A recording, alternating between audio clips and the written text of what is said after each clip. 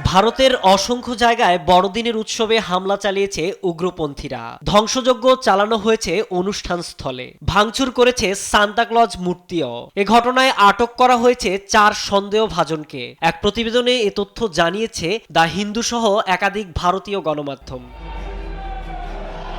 এসব ঘটনার অনেক ভিডিও ভাইরাল হয়েছে সামাজিক মাধ্যমে। এ নিয়ে শুরু হয়েছে ব্যাপক সমালোচনা।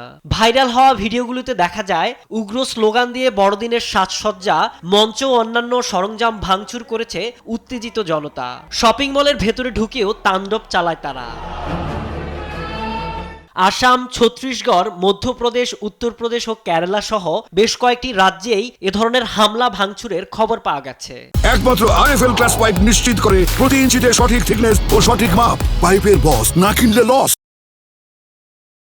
অভিযোগ উঠেছে এসব ঘটনার পেছনে কট্টর হিন্দুত্ববাদী সংগঠন বিশ্ব হিন্দু পরিষদ বিএইচপি, বজরং দল ও আরএসএস এর মতো কট্টরপন্থী দলগুলোর হাত রয়েছে। এছাড়া আরও বেশ কিছু স্থানে বড়দিনের অনুষ্ঠানে খ্রিস্টান ধর্মাবলম্বীদেরকে হেনস্থা করার অভিযোগ পাওয়া গেছে।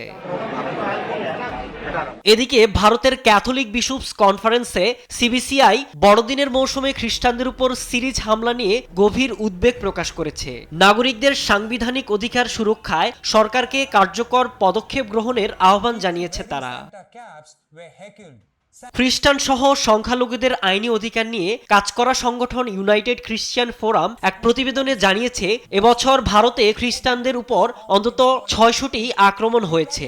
140 কোটি জনসংখ্যার দেশ ভারতে মোট জনসংখ্যার 2.3% খ্রিস্টান। হিন্দু ও মুসলিমদের পর ভারতের তৃতীয় সর্বোচ্চ জনগোষ্ঠী খ্রিস্ট ধর্মাবলম্বী। বড়দিনের অনুষ্ঠানে হামলার ঘটনায় বিশ্বব্যাপী নিন্দার ঝড় উঠেছে। সাইদুজ্জামান, নিউজ ডেস্ক, দেশ টিভি।